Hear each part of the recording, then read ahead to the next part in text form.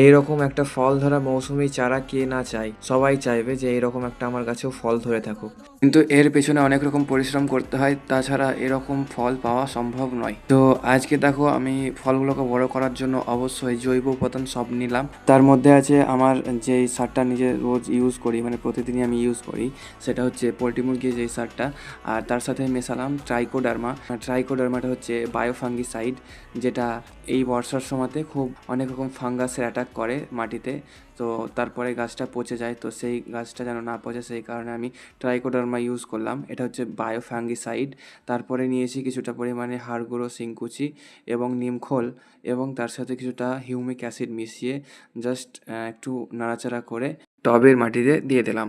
কিন্তু টবের মাটিটা একটু খুঁড়ে রাখতে হবে আগে থেকেই, কারণ এই মানে এই সারগুলো দিলে টবের মাটিতে ওপরেই থেকে যাবে যদি না খোঁড়া হয়। তাই একটু খুঁড়ে জাস্ট একটু মাটিটাকে আলগা করে তারপরে এই সারগুলো দেওয়া দরকার। আর দেখো দিচ্ছি এবং মাটিগুলোকে আলগা করে নিচ্ছি। আর এটা হচ্ছে আমার মৌসুমি মালটার গাছ। তো তোমাদের কার কার মৌসুমি মালটা আছে অবশ্যই আমাকে কমেন্টে জানাও।